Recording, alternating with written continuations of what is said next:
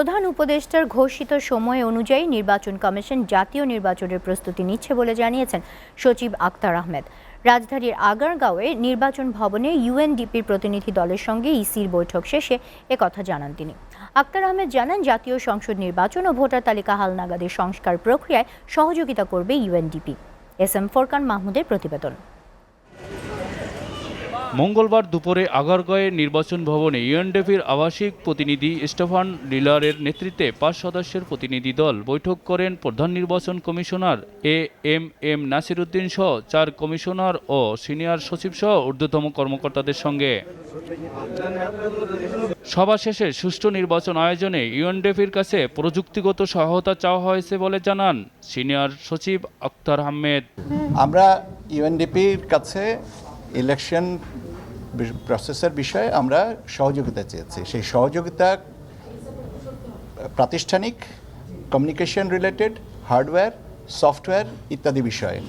ওনারা এই জিনিসটা পর্যালোচনা করার জন্য এসছেন, আমাদের সাথে কথা বলেছেন।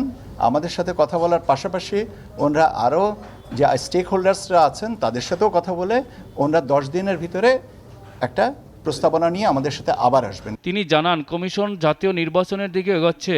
সরকারের ঘোষণা অনুসারে এবছরের শেষে অথবা আগামী বছরের মাঝামাঝি সময়ের মধ্যে জাতীয় নির্বাচন অনুষ্ঠিত হবে।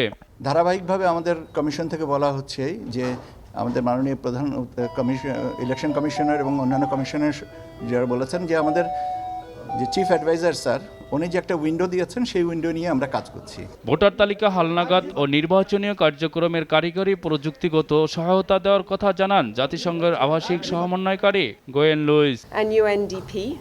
And the reason the team are here today is because the election commissioner sent the UN a letter requesting assistance.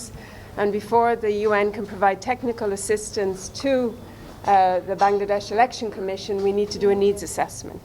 2005 সাল থেকে সব নির্বাচনী কমিশনকে ইউএনডিপি সরাসরি সহযোগিতা করছে বলেও জানান তিনি।